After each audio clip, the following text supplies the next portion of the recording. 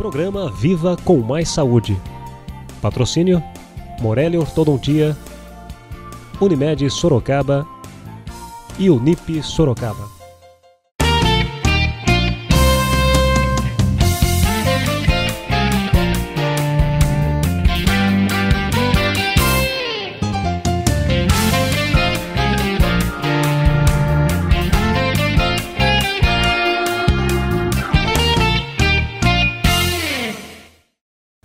Viva com Mais Saúde, uma realização da Fundação Ubaldino do Amaral, produção da TV Jornal Cruzeiro do Sul, com retransmissão da TV Com, canal 7 da NET.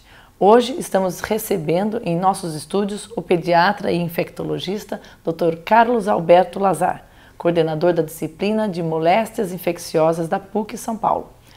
O assunto a ser tratado hoje é a meningite.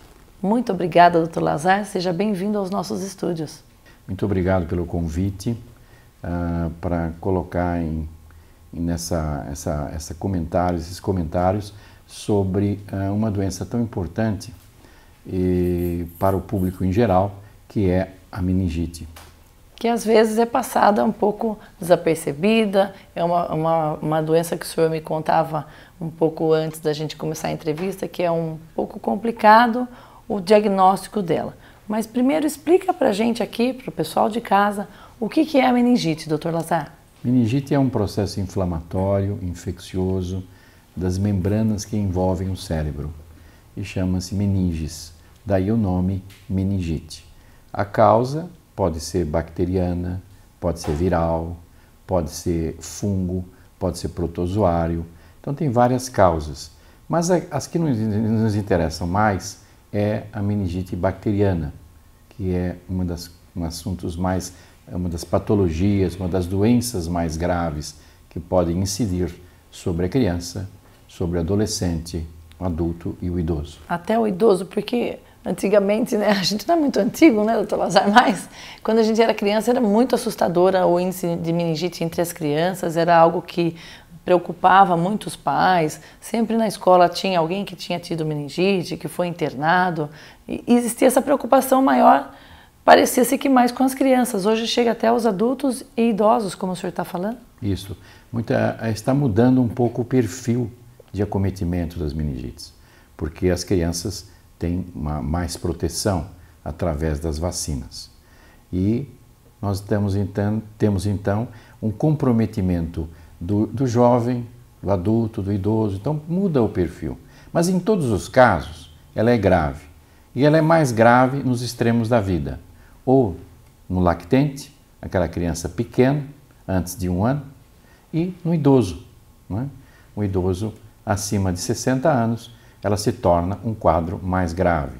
E nos dois casos, o diagnóstico, muitas vezes, é mais difícil, demora-se mais para se realizar um diagnóstico efetivo. E isso complica muito a doença. Por que o senhor diz que o diagnóstico às vezes pode se tornar difícil? Esses sintomas da meningite podem ser confundidos com outras doenças? Na criança pequena você tem vômito, febre, choro, irritabilidade, sonolência. São sintomas que não são tão são específicos da meningite. Não são exclusivos dela. Não são exclusivos dela. Pode acometer qualquer tipo de doença infecciosa. Então, mas existem duas manifestações importantes na criança. Primeiro é a moleira abaulada. Quer dizer, quando a criança ainda está com a moleira aberta, é que a gente chama cientificamente de fontanela, se estiver aberta, vai ter um abaulamento. E para você pesquisar esse abaulamento, a criança tem que estar sentada e sem chorar, porque às vezes é muito difícil. Principalmente na mão do médico, né? A criança adora chorar quando o médico chega. Só de ver o branco, né? Só de ver o branco. E convulsões subentrantes. O que é convulsão subentrante? É uma criança que não para de ter convulsão. Me diga a convulsão, ela tem outra convulsão, ela tem outra convulsão. Então você começa a pensar que essa criança precisa de um diagnóstico mais efetivo. E aí você pode pensar em meningite. Nas outras idades, quais são os sintomas que você pode se preocupar? Febre, geralmente uma febre alta, né? Dor de cabeça, uma dor de cabeça intensíssima, que não passa com analgésico comum. Não é aquela dor de cabeça que vai e volta também lá? É dor de cabeça contínua e vômito. Tá. Começa a vomitar e é um vômito diferente, porque é um vômito sem ânsia, sem náusea. A gente chama de vômito em jato. Não é um vômito que vem de um mal-estar, Não, é um outro tipo de vômito. Isso chama a sua atenção, né? Sobre a possibilidade de você estar diante de uma meningite. E, lógico, existe o exame clínico desse paciente. Um dos sinais mais importantes é a rigidez de nuca.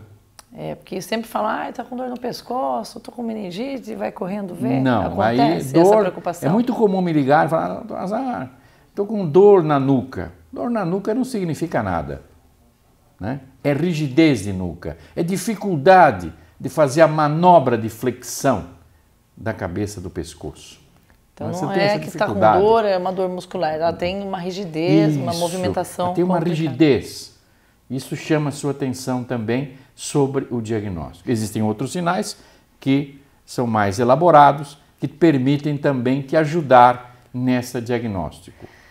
Quando se passa isso para um aluno de medicina, se passam todos esses sinais para que ele possa ter tudo pronto para ele fazer um bom exame do paciente, que vai chamar a atenção dele. Quer dizer, ele precisa perder um pouquinho de tempo, ele precisa ter um pouquinho mais de sensibilidade para pensar na meningite. Exatamente. Então, esse tempo é muito importante. É um tempo importante para diagnóstico e é um tempo importante que não ocorra muito tempo para se fazer o diagnóstico. Que não demore muito. Não demore muito. Porque essa é uma doença que você não vai encontrar só, raramente no ambulatório, consultório. Você vai encontrar no pronto-socorro, na emergência. Porque a criança já chega ali com dor de cabeça, ou com dor de cabeça, vomitando. Então, isto chama a sua atenção. Você tem que fazer um diagnóstico mais ou menos rápido. Porque o tempo é importante nesse momento. Porque quanto mais tempo leva, mais chance de você ter morbilidade. O que é morbilidade? Morbilidade é as consequências que vão ocorrer. Ficam as consequências. Sequelas que a gente chama que vão acontecer. Quanto mais tempo, mais morbilidade e mais mortalidade. Você pode perder o paciente, certo? E aí se torna um aspecto muito grave dessa situação.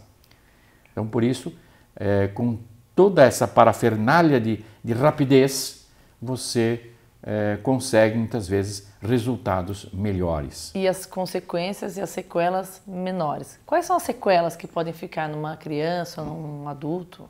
O que a gente se preocupa muito é o aspecto de paralisias, de retardo mental, mas existem sequelas menores, né? Como, por exemplo, não sei, surdez é uma sequela importante, mas às vezes a dificuldade escolar é importantíssima, mas um pouco mascarada, porque vai começar com aquela criança que vai para a escola e você começa a notar que o seu filho não tem um desenvolvimento escolar tão bom. Isso pode ser uma sequela da meningite. Da meningite que ele teve. Então, o número de sequelas são muito importantes e muito grandes, né? Esse número que você vai ter. Por isso é que você teria que fazer esse diagnóstico rápido. E como fazer o diagnóstico? Exatamente. Seria só clínico? É só no consultório que é feito? Você tem que ir laboratorial. Suspeitou? Colhe-se um líquor da medula, que é o exame definidor da meningite. Mas enquanto isso já vai sendo tratado, já Exato. vai ser... O resultado tem que ser vem depois. Tá certo? Às vezes você já começa a tratar e depois você recebe o resultado. Para ter a confirmação. Mas às vezes, só de olhar o líquor é aquele líquido da medula. Só de olhar, você já vê que ele não está normal. Porque líquor normal é água de rocha. É límpido, que nem água de rocha. Se você colocar umas letras atrás, você vai ler. Tranquilo. Quando ele começa a ficar translúcido, já está alterado.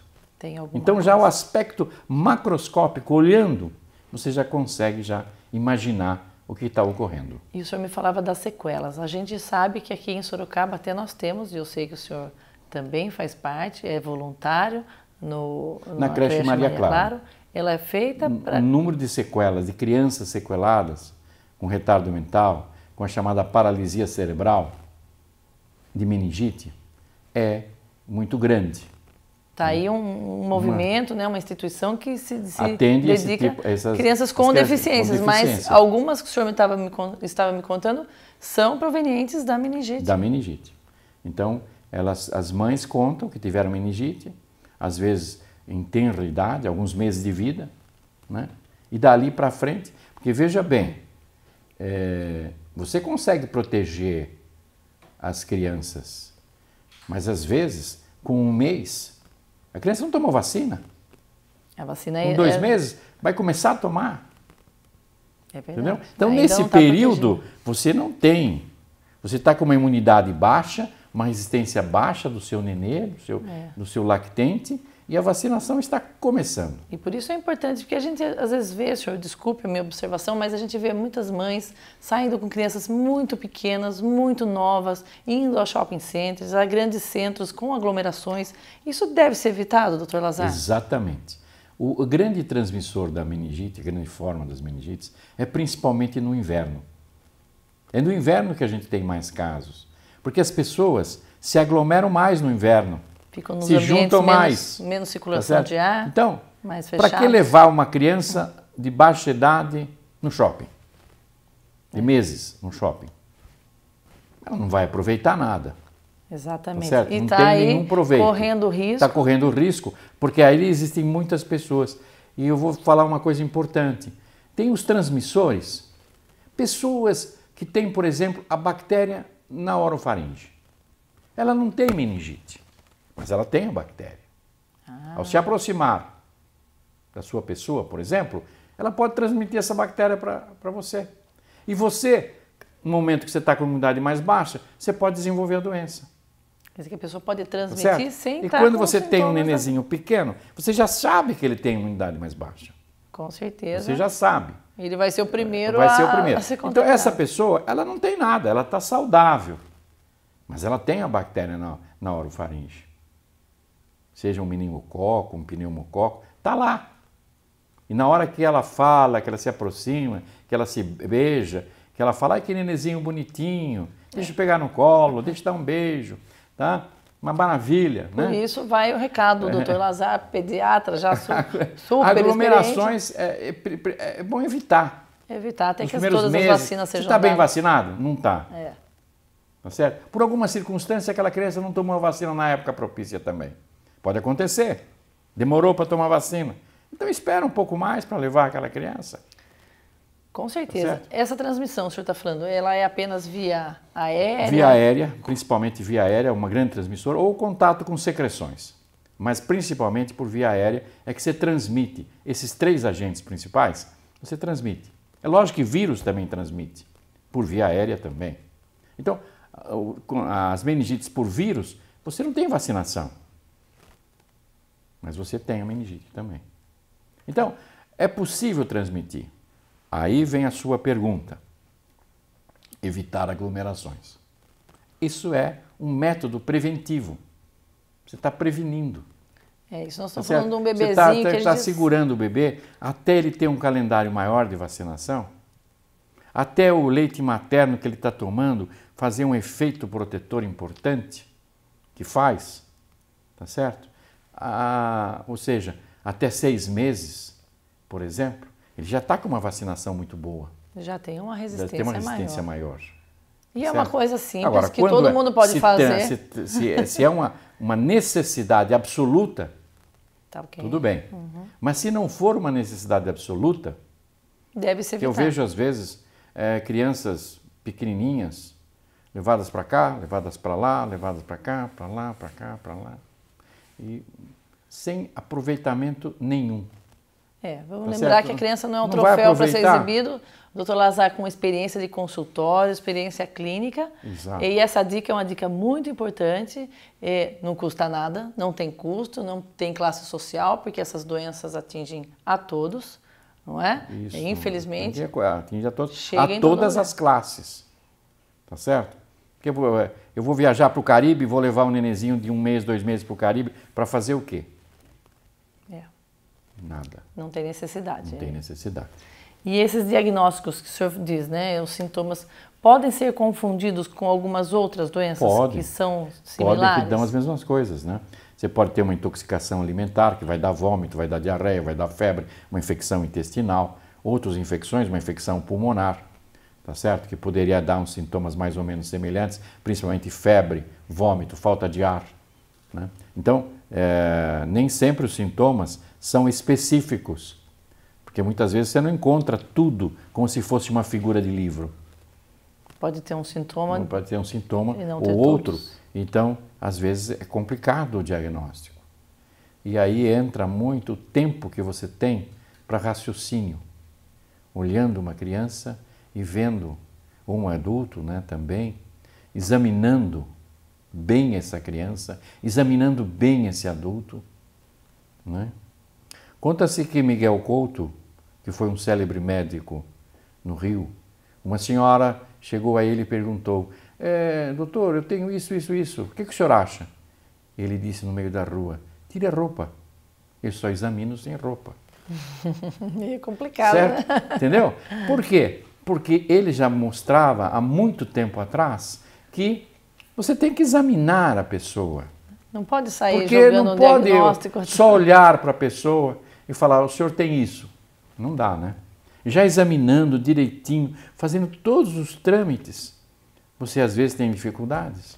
Ainda mais numa situação como essa, como esta que é gravíssima. E é confuso, o diagnóstico ele é muito similar a outras doenças, a febre, a dor de cabeça. É o caso, por exemplo, dessa moça que referi anteriormente, que eu fui atendendo no consultório numa quarta-feira, até me lembro, uma quarta-feira, que eu estava ainda descansando de manhã, quando a minha empregada bateu na minha porta e falou: tem uma senhora que está ligando para o senhor já faz algumas horas, alguns minutos, ela ligou umas 3, 4 vezes.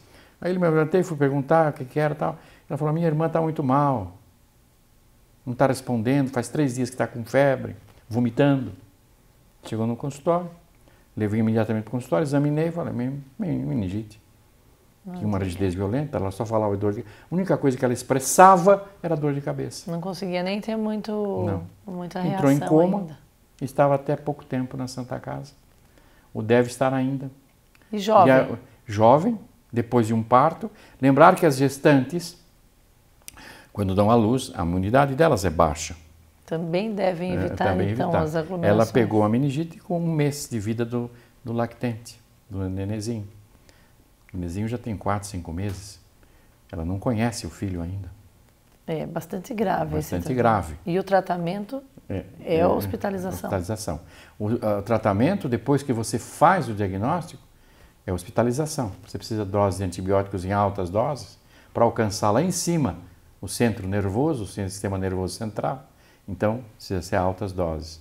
É um tratamento difícil, um tratamento longo às vezes, de 1 semana, 10 dias, 15 dias, vai depender do quadro que você tem. Dependendo do quanto ela já avançou, isso, sem ter sido diagnosticada, sem ter sido tratada. Entendeu? Então é um caso um pouco triste, né? Triste pra porque mim é muito são triste, jovens, né? Muito triste, uma jovem de 18 anos, começando então, a vida com um filho para criar. É uma atenção que a gente tem que ter, o senhor diz, aos extremos, né? Aos bebês, aos idosos. E né? no meio disso, tudo isto, né? Todas essas Todas outras as pessoas idades que estão no momento onde a imunidade estas não pode têm estar mais vacinação. baixa. Elas estão no contrapé da história. Não tomaram vacina. Entendeu? Então elas são suscetíveis. E hoje em dia, melhorou a vacina? Melhorou. É eficiente? Então, ela a tem prevenção. Como é que se faz prevenção? Exatamente. Primeiro, vacinação. Você tem todas as vacinas hoje que o governo permite a você. Então, fazem parte da melhorou saúde muito pública. A vacinação, porque a maior parte das crianças são imunizadas. É interessante esse fato, porque há muito tempo atrás, ou 20 anos atrás, a gente tinha que correr atrás das pessoas para vacinarem. Hoje, são as mães que correm atrás das vacinas. Mudou essa forma de acompanhar. Isso é uma ótima notícia, não é verdade? Que as mães estão mais preocupadas. Tenham não só as mães, os pais. Porque você sabe que hoje o pai, ele não é mais uma pessoa que só, vamos dizer assim, é responsável pela economia da casa. Ele está atuando no o cuidado. pai hoje é um colaborador íntimo da mãe. Que bom, eu né? tenho que as pais responsabilidades ficam divididas, que não é? eu considero até melhor do que a mãe. Pais preocupados, entendeu? Pais super preocupados. Isso é muito interessante. Mudou um pouco essa história, né? Mas, enfim, a vacinação é a primeira importante. A segunda questão também é a colocação do que já foi dito. Evitar aglomerações, evitar conjunto de pessoas, evitar festas, às vezes, que levam a criança de 1 mês, 2 meses, 3 meses a uma festa onde tem muita gente fica junto do nenezinho. Então, essa é uma prevenção para o lactente, né? E a prevenção para o idoso também é evitar também esse tipo de aglomeração. Muitas vezes está passando por uma fase que você está sentindo que você não está bem, que a sua imunidade está mais baixa. Então, tomar cuidado. O idoso também deve ter seu cuidado, evitando isso também, né? Mas, principalmente, o que nós nos debatemos bastante é com a criança. Então, profilaxia, prevenção, é isso que a gente faz. Tratamento pode ser muito bom, mas a prevenção é muito melhor. E simples, não é, doutor Lazar? Porque deixar de evitar grandes aglomerações com crianças pequenas, né? Os idosos também, o cuidado com a saúde, com a alimentação do idoso. Às vezes o idoso fica mais carente, mais inapetente, e aí a alimentação fica prejudicada. Isso também abaixa a imunidade. Isso é muito importante. Você falou de um aspecto importante, nutrição. Nutrição é fundamental também. E no lactente, qual é o alimento mais importante? O leite materno. Com certeza. Tá? Eu sempre brinco com o seguinte aspecto. Para mim, o leite materno é uma joia. O resto é bijuteria. A bijuteria parece joia, mas não é joia. Entendeu? Então, leite materno é muito bom. Leite materno, alimentação saudável. Ele é uma nutrição saudável, ele transmite fatores de proteção que nenhum outro leite transmite. Então, você está dando para a sua criança uma proteção a mais. Uma vacina natural, não é verdade? A vacina que a mãe dá para a criança, que vai trazer um benefício enorme, não só em questão da meningite, na prevenção da meningite, mas de tantas outras doenças. Inúmeras. Doenças alérgicas, doenças infecciosas. As grandes indústrias copiaram o leite materno. Mas é cópia. Não é o autêntico. Não sai igual. Tem que ter alguma coisa ali que não consegue. Não faz igual a natureza. Por item copiaram, mas não saiu. Assim como as vitaminas, né? A vitamina não se compra na feira, não é assim que se fala. Compra. Não é melhor a gente consumir os alimentos entra na nutrição naturais? Da criança maior, do adulto, né?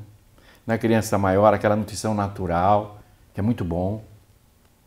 Evitar as nutrições artificiais. E no adulto? A mesma coisa. Almoçar direito, jantar direito, com calma, com tranquilidade. Com alimentação saudável. Saudável.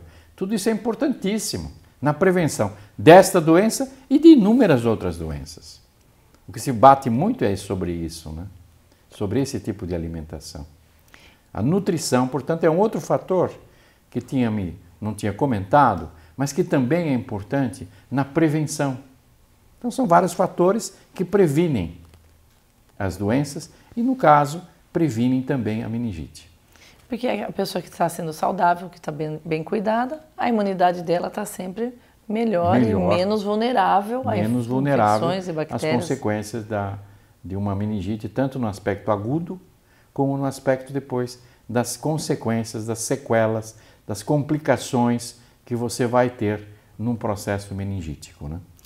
Hoje em Sorocaba, doutor Lazar, o que se pode falar de meningite em Sorocaba? O senhor vê muitos casos? Não. Não tem surto, não é um surto. Já tivemos surtos, né? Você não pegou em 1972, 1975. Ai, não peguei mesmo. Você não pegou os grandes surtos de meningite que nós tivemos no Brasil, né? Nós éramos vamos dizer assim, os papas em entender meningite, porque a gente tinha tanto, os pronto-socorros tinha tanto caso, né? Então, mas depois disso, nós tivemos surtos esporádicos, né, de meningite. Já havia uma vacina nessa época? Não, não. Depois disso é que começaram as vacinas mais importantes, foram sucedendo depois. E aí, tudo que você vê uma doença, você olha, por exemplo, para o sarampo. O sarampo hoje não tem mais. Graças a Deus, né? Essas doenças foram sendo eliminadas. Hoje nós estamos tentando erradicar a varicela, a catapora. Então a vacina de catapora já está nos postos também. Tá?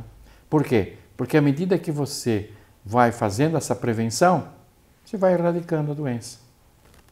Então, é a evolução da medicina que sempre tem alguma coisa para ser agregada. Mas dizer, sempre retorna no cuidado, na prevenção básica, que é a amamentação, a boa alimentação. Boa hidratação, tá certo? São os patamares que são importantes para você manter uma criança saudável, um jovem, um adulto saudável também. Tudo isso é muito importante. A vacina, ela veio melhorar esses fatores, né? Nós tivemos surtos de catapora com óbitos, inclusive há pouco tempo, em cidades circunvizinhas a Sorocaba. Então, agora o governo já está colocando. Falta ainda entre as vacinas a hepatite A, que no futuro nós vamos ter também, Sim. E também o HPV, que vai surgir o ano que vem como uma vacina. Já tem, né? Já tem, na rede pública já está começando. 19, 29 anos, para evitar o câncer de útero. É sempre a prevenção aqui o nosso assunto, doutor Lazar. O nosso assunto, a prevenção, é sempre muito rico nessa questão. Exatamente. Então, já quando você conseguir a vacina HPV, você está fazendo uma medicina de alto nível. Porque você está prevendo a possibilidade de uma doença daqui a 15, 20, 30 anos. Exatamente. Então, isto, para o Brasil, é realmente uma medicina de alto nível. Não você não está prevenindo uma doença para amanhã. Está prevenindo já doenças estamos futuras. Podendo ter essa qualidade de vida, essa questão de você poder prevenir. E isso que o senhor está falando hoje é importante. Quer dizer que hoje, em Sorocaba e na região, né, que a gente gosta de falar sempre a região, porque o nosso programa chega para toda a região de Sorocaba, não há nenhum surto de meningite, não há assim uma grande preocupação. Mas o senhor está dizendo que existem casos. Porque a meningite é uma doença de notificação compulsória, pertence ao grupo de doenças. Isso quer dizer o quê? Que quando a pessoa chega no fez hospital... o diagnóstico, isolou a bactéria, você tem que relatar ao serviço de saúde aquele caso.